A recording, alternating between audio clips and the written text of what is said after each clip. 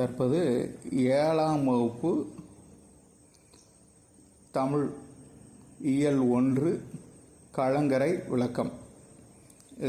இந்த பாடத்தை நம்ம எளிமையான முறையில் பார்க்க போகிறோம்.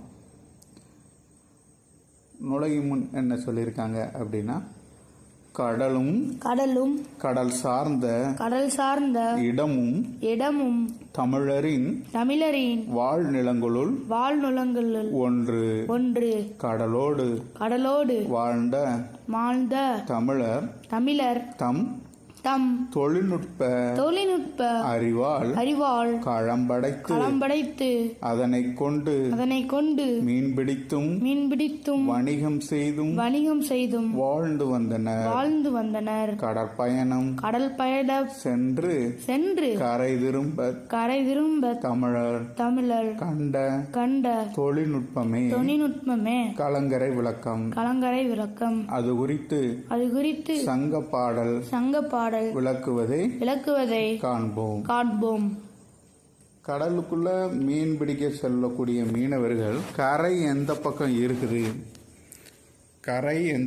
இருக்குது அப்படிங்கிறத அடையாளப்படுத்தணும் தெரிஞ்சுக்கிறதுக்காகவும், முக்கியமாக இரவு நேரங்களில் கரை வருவதற்கு பதிலாக கடலுக்குள்ளே சென்றக்கூடாது இல்லையா, அதை தடுக்கிறதுக்காகவும் பண்டைய தமிழர்கள் கண்ட தொழில்நுட்பம் தான் இந்த கலங்கரை விளக்கம். இது என்ன ஆகும் அப்படின்னா, எப்படி வேலை செய்யும்னா, கடலில் நீண்ட தூரம் பல கிலோமீட்டர் தூரமாக மீனவர்கள் சென்று மீன்பிடித்து கொண்டு வரும்போது அவர்களுக்கு இந்த கரையில் விளக்குடைய வெளிச்சம், இந்த கலங்கரை விளக்கத்தோட வெளிச்சம் தெரியும்.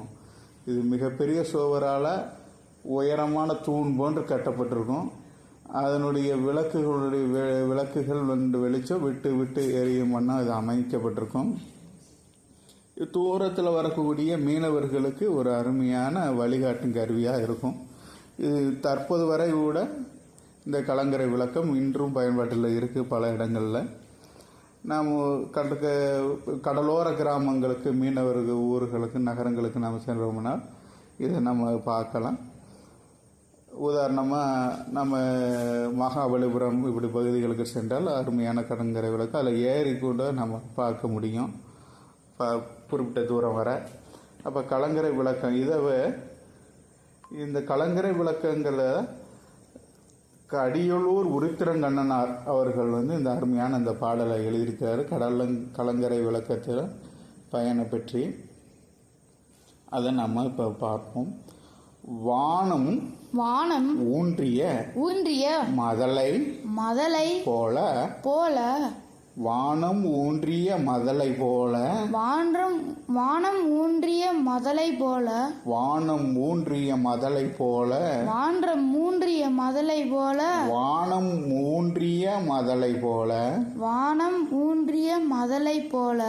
ஏணி சாத்திய ஏற்றரும் சென்னி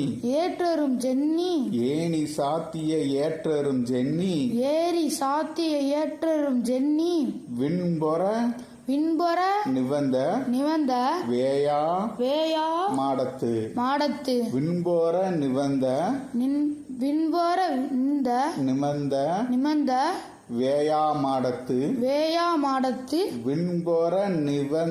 வேயா மாடத்து விண்பொற நிவந்த வேயா மாடத்து வேயா மாடத்து இரவில் மாட்டிய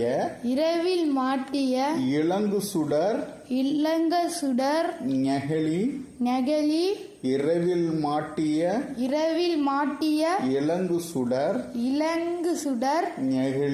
நெகழி உறவு நீர் அளவத்து ஓடுகளம் கரையும் துறை.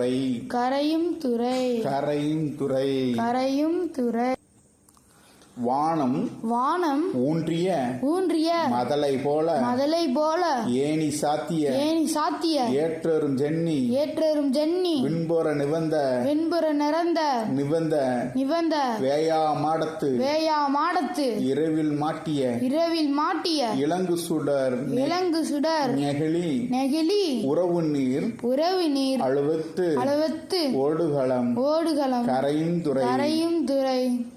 இந்த பாடலை எழுதினவர் கடியலூர் உருத்திரங்கண்ணனார்.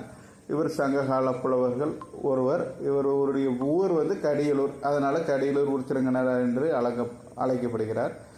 இதனுடைய பொருள் என்ன அப்படி சொன்னால், மதலை என்றால் தூண். மதலை தூண். மதலை தூண். நெகிழி தீச்சுடர். அழுவும் கடல். அழுவும் கடல். அழுவம் கடல். அழுவம் கடல். சென்னி உச்சி. சென்னி உச்சி. உறவு நீர்.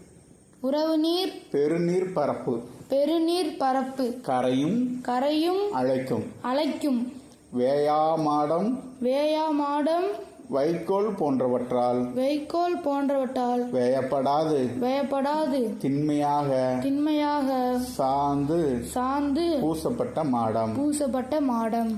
இந்த பாடலுடைய பொருளை நம் பாடப்பொருளை எப்படி பார்க்குறோம் அப்படி சொன்னால், கலங்கரை விளக்கம். கலங்கரை விளக்கம். கலங்கரை விளக்கமானது. கலங்கரை விளக்கமானது. வானம். வானம். கீழே. கீழே. கீழே. கீழே. விழுந்து விடாமல். விழுந்து விடாமல். தாங்கிக் கொண்டிருக்கும். தாங்கிக் கொண்டிருக்கும். தூண் போல. தூண் போல. தோற்றமளிக்கிறது. தோற்றமளிக்கிறது. ஏணி கொண்டு. ஏணி கொண்டு. ஏற முடியாத. ஏற முடியாத. உயரத்தை கொண்டிருக்கிறது. உயரத்தை கொண்டிருக்கிறது. வேயப்படாமல். வேயப்படாமல். சாந்து பூசப்பட்ட. சாந்து பூசப்பட்ட. விண்ணை முட்டும். விண்ணை முட்டும். மாடத்தை உடையது. மாடத்தை உடையது. மாடத்தில். அம்மாடத்தில். இரவில் ஏற்றப்பட்ட. இரவில் ஏற்றப்பட்ட. எரியும் விளக்கு. எரியும் விளக்கு. கடலில். கடலில். துறைமுகம் அறியாமல். துறைமுகம் அறியாமல். கலங்கும். கலங்கும். மரக்கலங்களை. மரக்கலங்களை. தன் துறைமுகம். தன் துறைமுகம். நோக்கி. நோக்கி. அழைக்கிறது. அழைக்கிறது.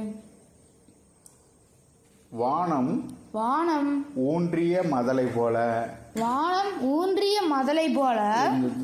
இந்த கலங்கரை விளக்கத்தை உயரத்தை குறிப்பிடும் போது வானத்துக்கு ஒரு பெரிய தூண்